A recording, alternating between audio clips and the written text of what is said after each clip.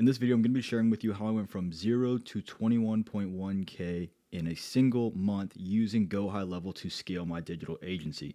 So I'm going to be sharing with you the exact process I use so you can replicate the exact same thing. I'm going to be sharing with you absolutely everything here, and I'm going to try to do it pretty concisely so I'm not just talking you off the whole time, right?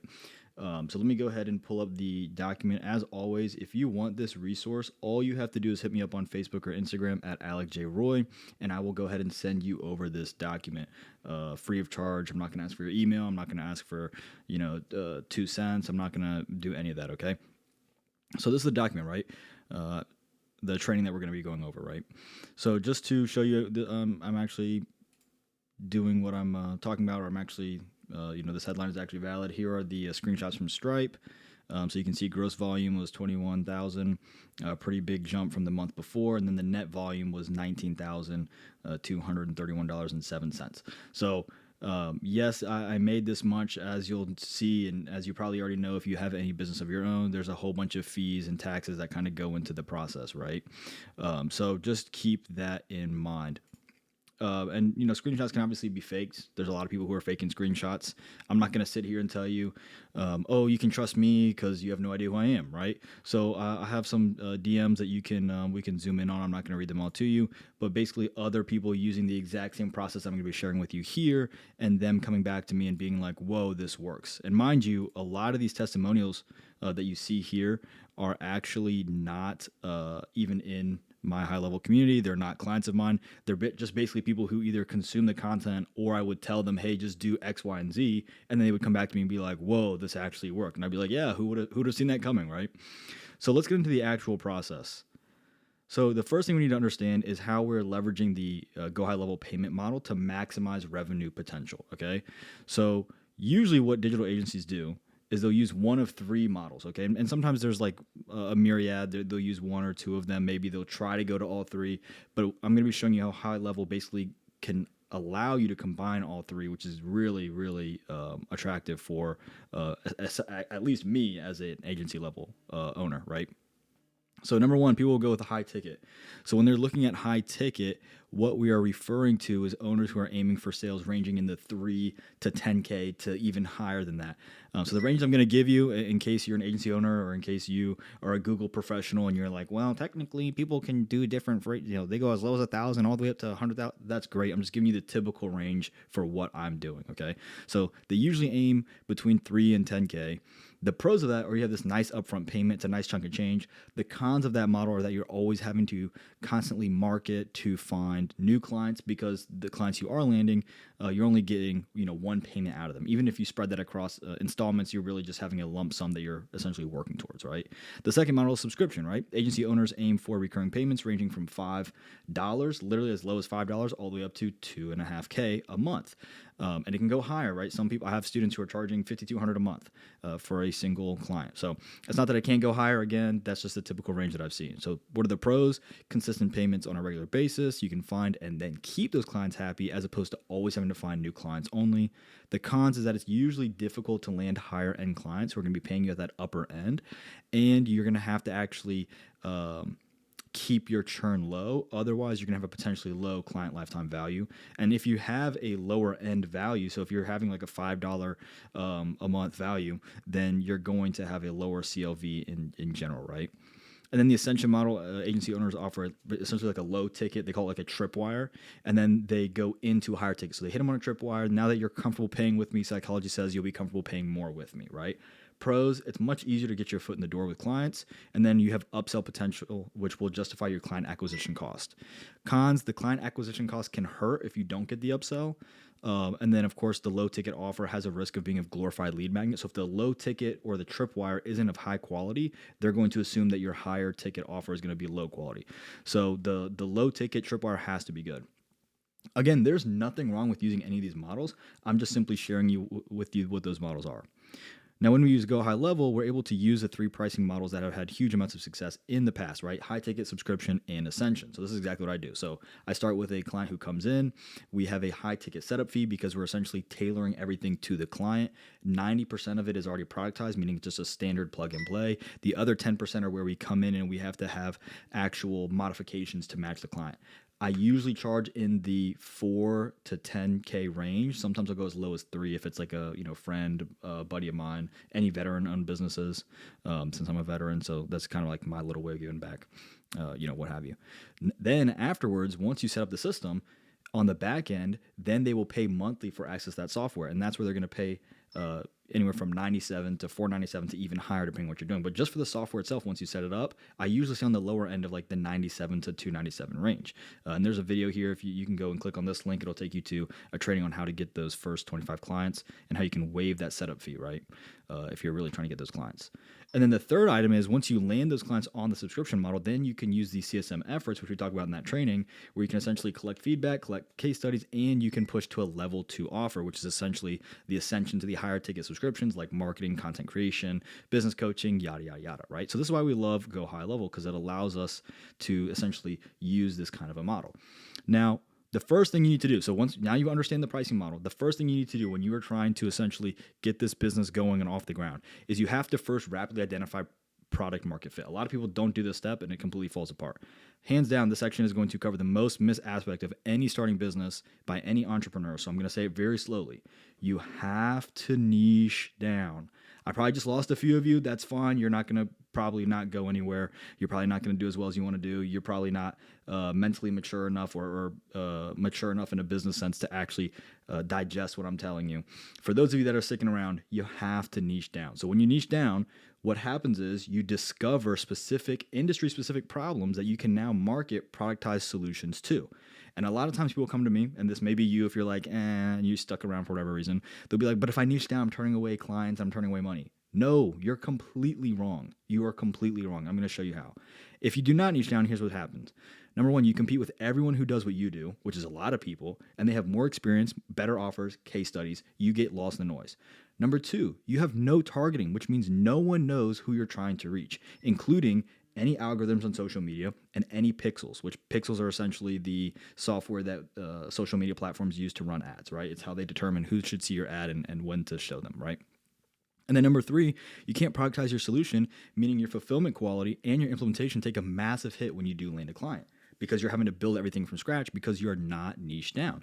But when you are niche down, what happens? Well, number one, you drastically reduce your competition, allowing you to establish your brand significantly faster. So imagine, I love the little thumbs up that this does for whatever reason. Imagine high-level agencies versus high-level agencies targeting a specific business. Like, hey, I'm a marketer, or hey, I do marketing for permanent makeup. I'm a marketer, or hey, I do marketing for lawn care businesses. I'm a marketer, or hey, I do marketing for accountants in the B2B space, right?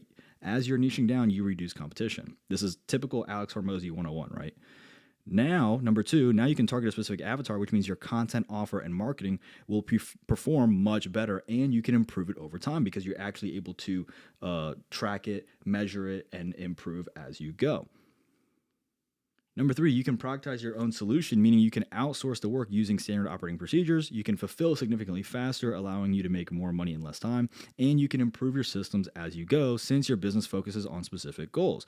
Long story short, you don't have to believe me, but I've never seen a white label reseller, which is what you're doing with High Level. Okay, you don't own the software. Sorry to break bad news for you, but I've never seen a white label reseller do anything well without targeting. And if you don't believe me, you can try for yourself. And every time this happens, they come back and they go, yeah, it's not working, right?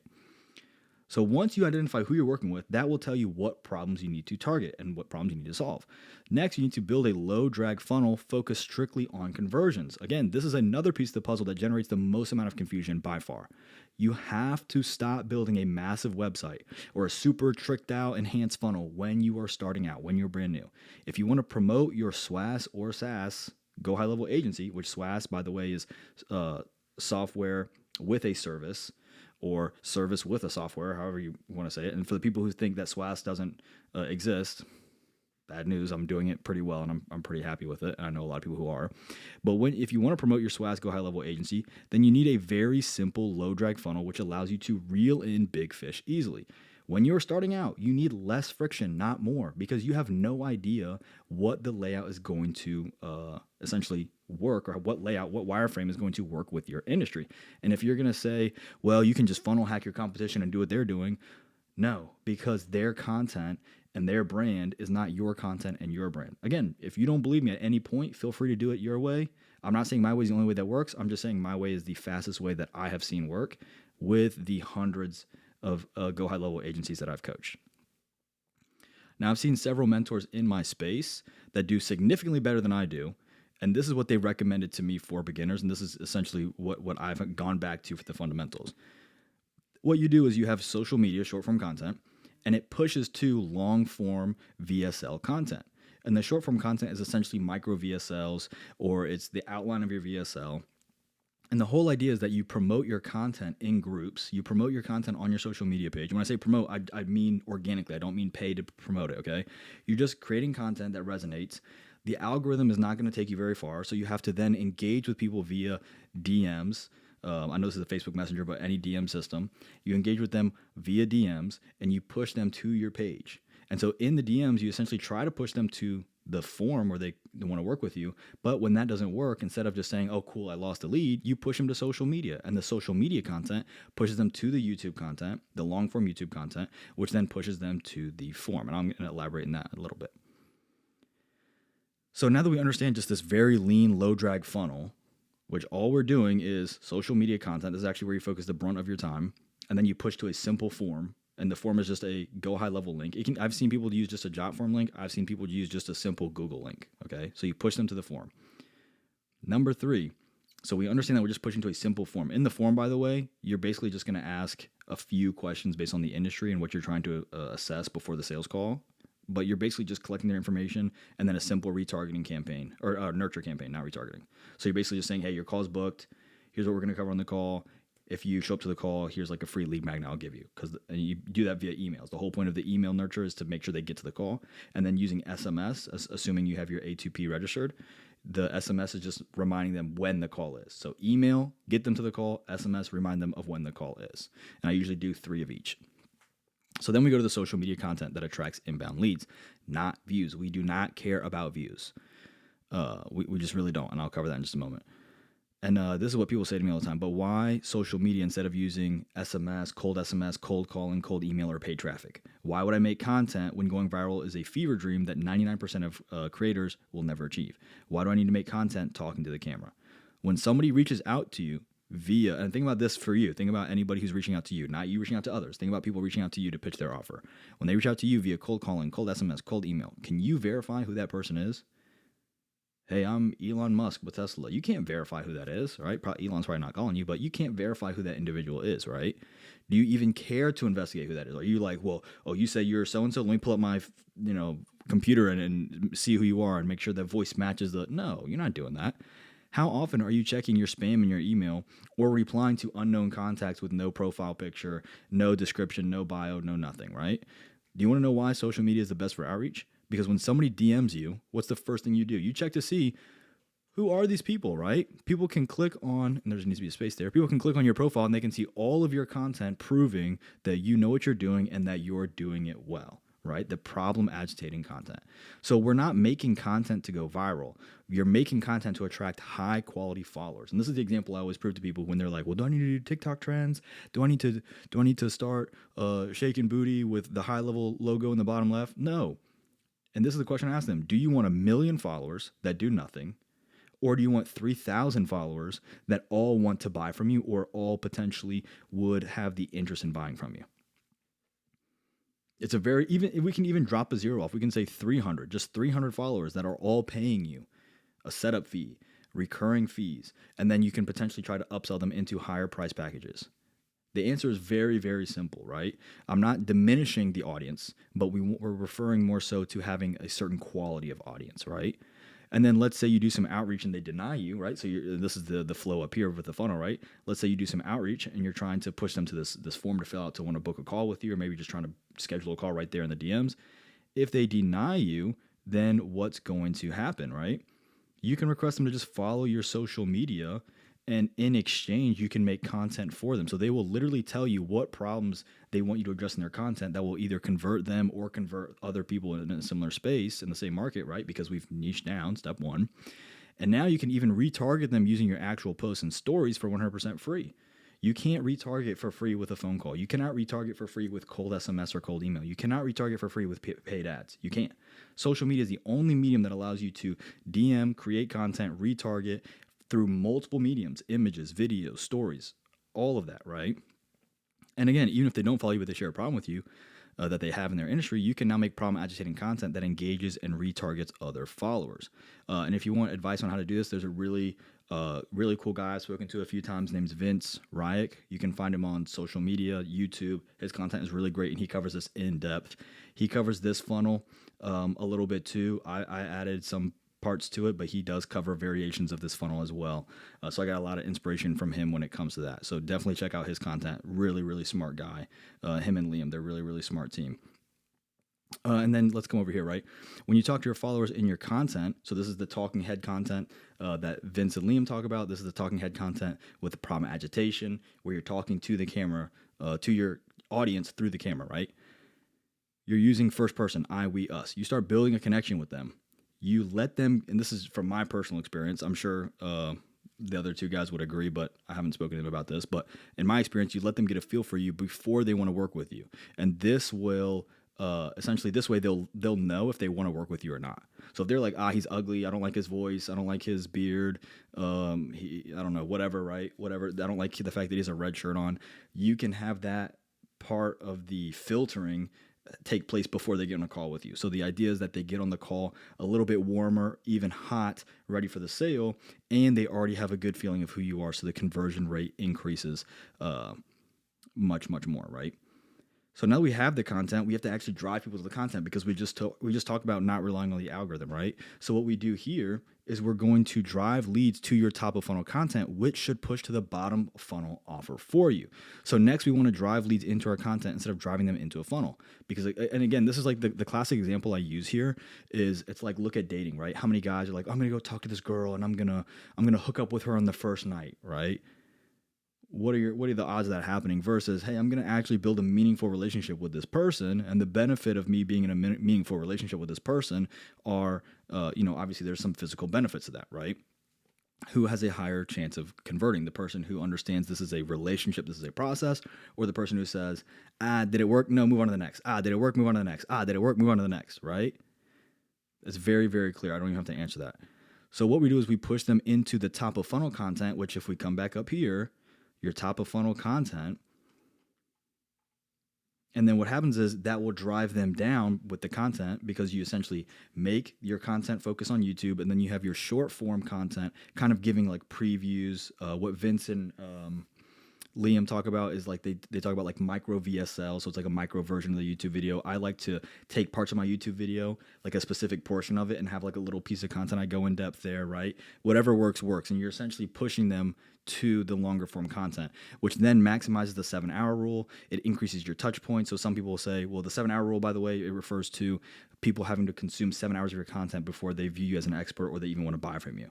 Increasing touch points. This is the whole meeting a girl at the bar kind of thing, right? You're not going to close on the first night, nor should that be your intention. If it happens, great, good for you. But the intention should be having multiple touch points, building a relationship, and that way the conversion is much, much higher, because they've essentially adopted your beliefs or your viewpoint on whatever it is you're trying to do, right? And the nice thing is you can avoid detection from groups. So how many people have told you go in groups and promote your offer, and then when you do that, you get completely actually like just wrecked, and you're like, well, maybe this is part of the game. Ruining your reputation should never be part of the game. So what's nice is you can go in these groups and you can say, hey, I have content that helps on this. I have videos that help on this. I have a page that helps on this. And so now no one's going to be trashing you for giving free help. They go to check out your content, and boom, they're in the top of funnel content, right? And at the very least, getting followers and views increases the social proof. So some people are like, well, what if they never buy from me? One more follower increases your social proof, right? The difference between 999 followers and 1 million is one person.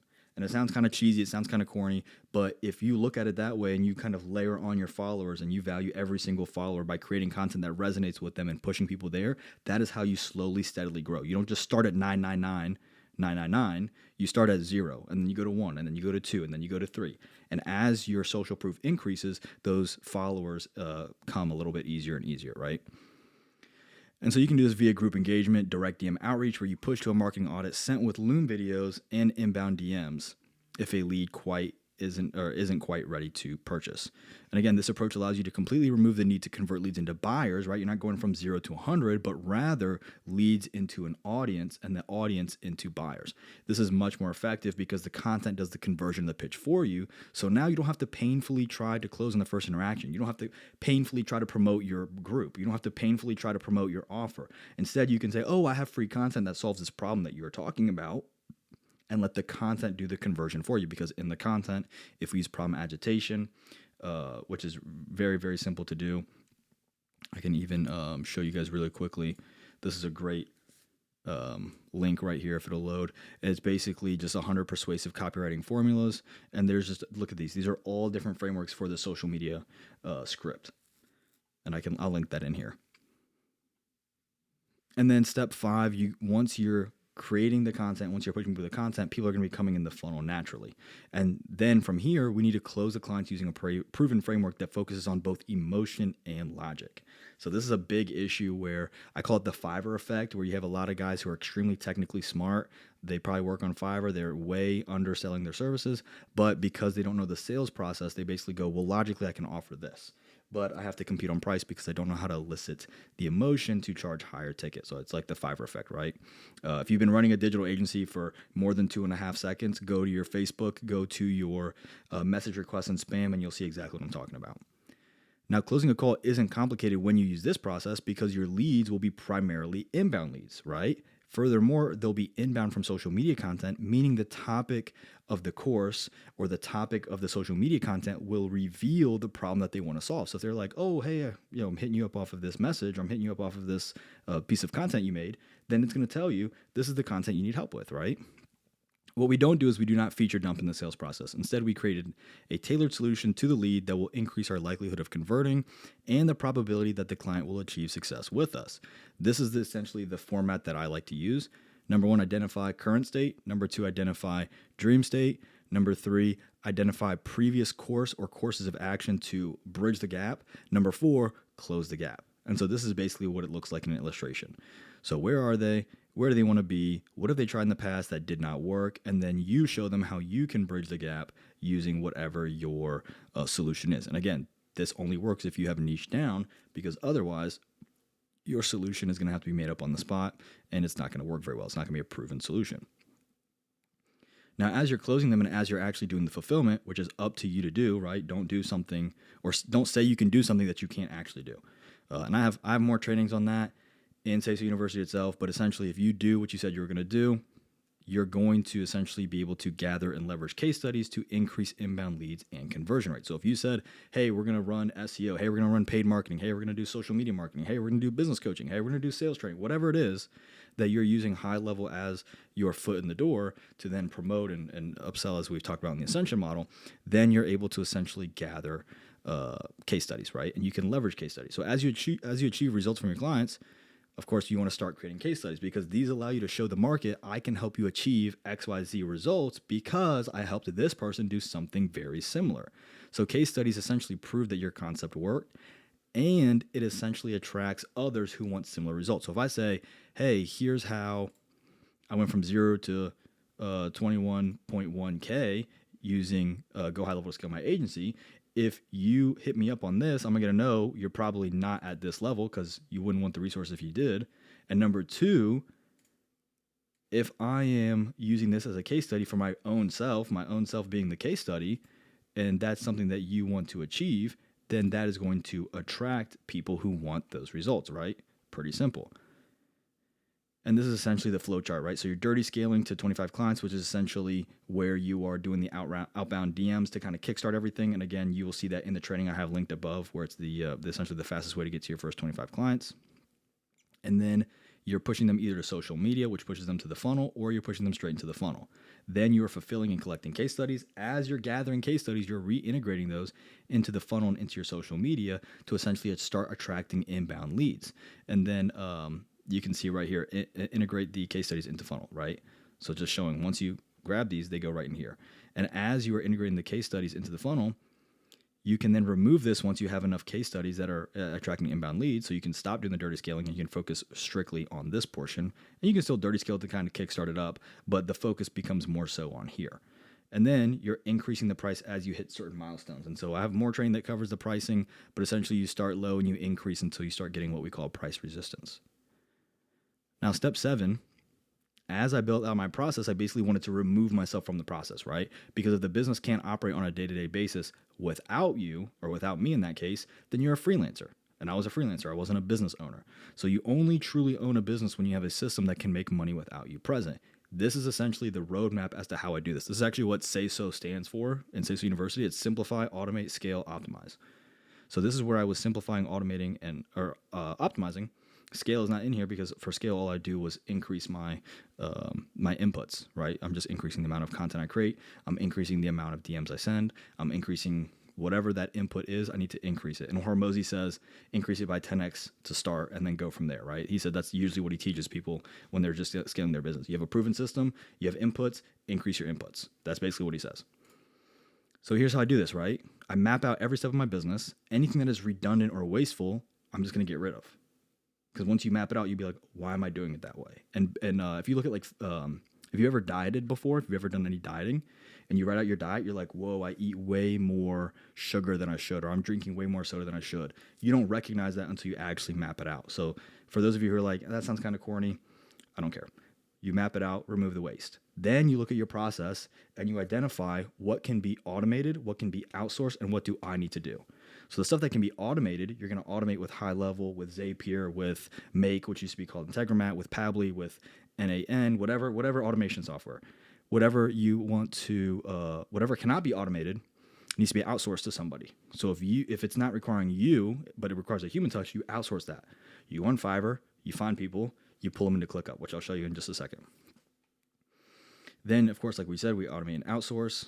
And by the way, you create SOPs, so you want to document your process. So you want to document everything from the beginning, and then as you go, you want to improve your process. So as you go, you're going to continuously try to remove waste as much as possible.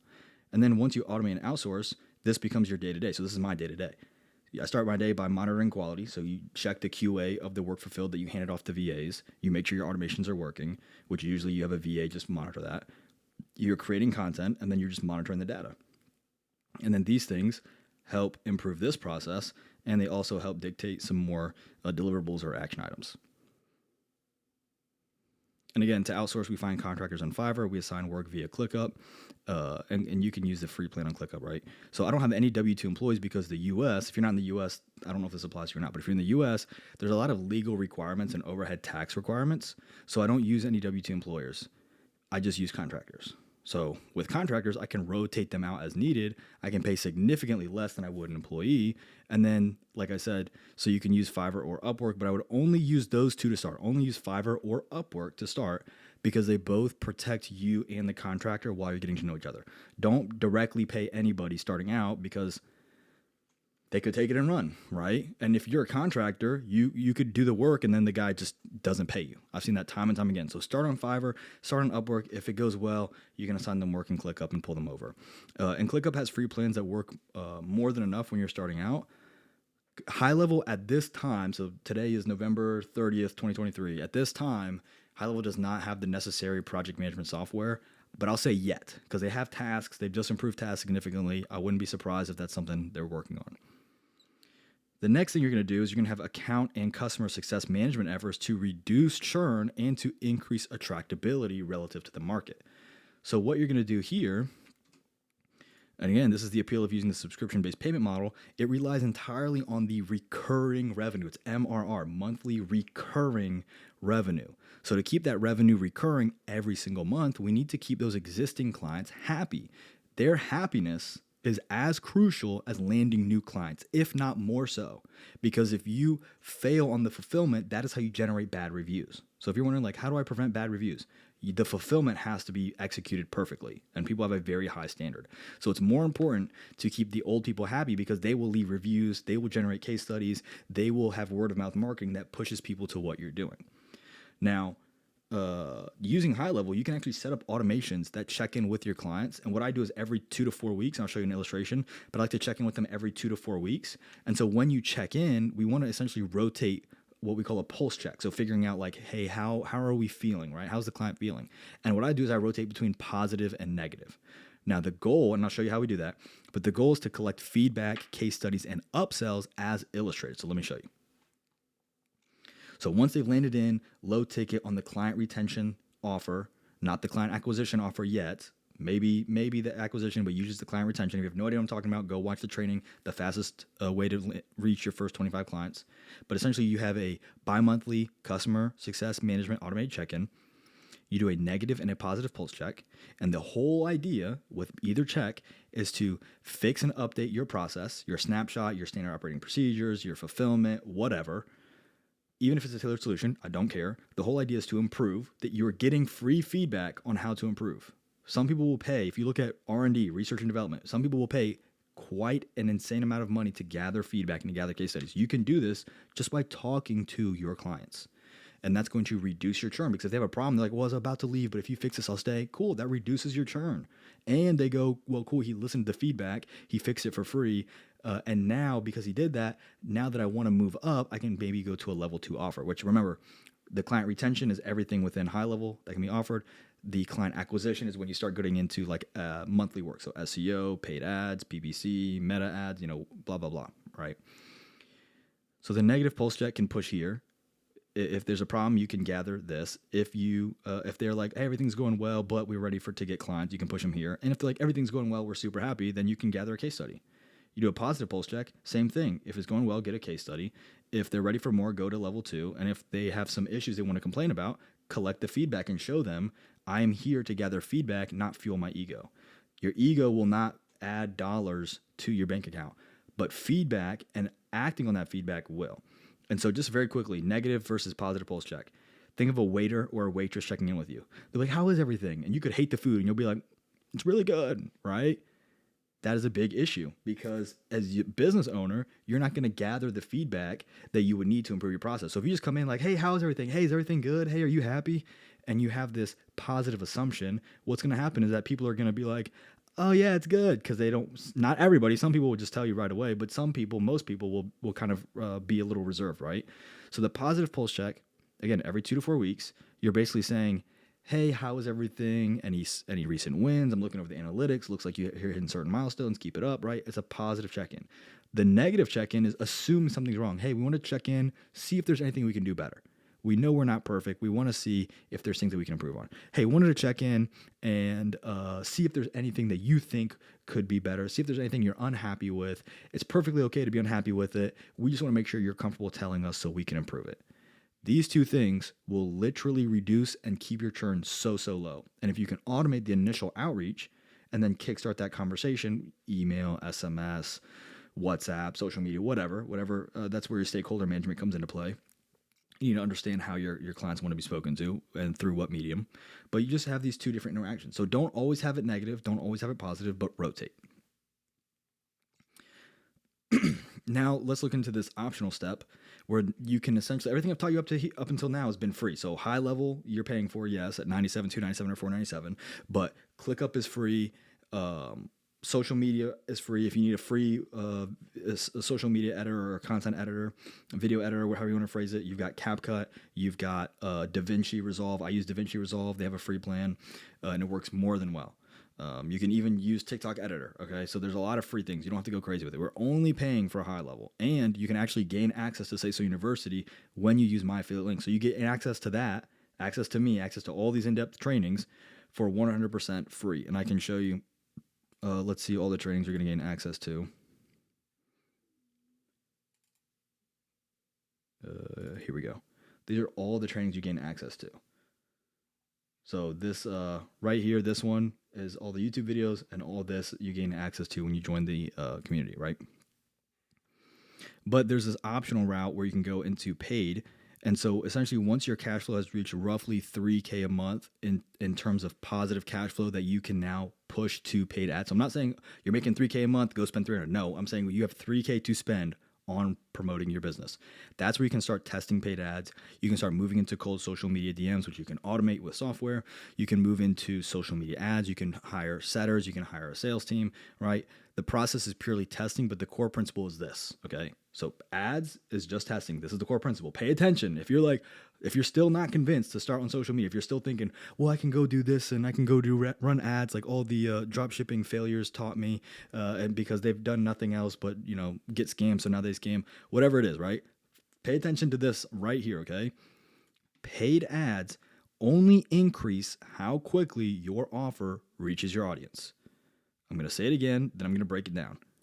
Paid ads only increase how quickly your offer reaches your audience. So if your content is crap and you go to promote it, guess how your ads are going to perform? Same goes for your sales copy, your closing scripts, your social media content, anything. When you're paying, all you're doing is paying to put eyeballs on it. So check this out. If you have a validated offer, if you have validated copy, if you have validated scripts, then you're making good money. When you add ads, you're going to make more money. If you have an unvalidated offer, unvalidated copy, unvalidated scripts. So translation, if your scam affiliate coach is telling you just run ads and here's the ad templates to use that I share with everybody and their mother, and it's more common than drop shipping ads in 2020, right? If you have an unvalidated offer, copy, and scripts like all the fakes are telling you to do, or you're using the same emails that everyone's telling you to use, then you have doo-doo. And then you think, well, if I do paid ads, that's going to be the switch that changes everything. No, all you're doing is putting more eyeballs on your doo-doo, so now you just have more doo-doo everywhere. That's all that it is. Again, if you don't believe me, go try it for yourself. When you see that I'm right, come back and you can let me know. And don't worry, I'm not going to throw it in your face because I did this. I listened to all the scam affiliate coaches who tell you, oh, just run the offer I'm telling you to run and it's going to work. Use the same templates I'm giving to the 20,000 people that are joining. Go try it. Come back to me when you're ready and you realize your scam affiliate coach who doesn't reply to your DMs, they don't reply to your messaging, they just give you the same generic information, they just keep trying to upsell you even though their initial offer didn't work. Go try it out. When you're ready to actually scale an agency, come back to me and we will actually work together and get you there. So next steps, you can do it alone. You can take this entire methodology, you can do it alone. Like I tried for a long time and for 3 years, and it's extremely challenging. It's extremely frustrating. It's extremely lonely because you're by yourself. Anyone who tells you that being an entrepreneur is not lonely has no idea what they're talking about. Or you can just come work with me. And so when you sign up for high level, whether it's the 97, 297, or 497 plan, even when you upgrade, you can actually gain access to our community where I reply to every single DM. I reply to every single group post. I have live coaching every single week. I have all the documents I already showed you, all the research I already showed you. And I actually handhold you through a lot of the process. Then you can come check it out with me. You can get the results much, much faster and much quicker than if you were to do it alone.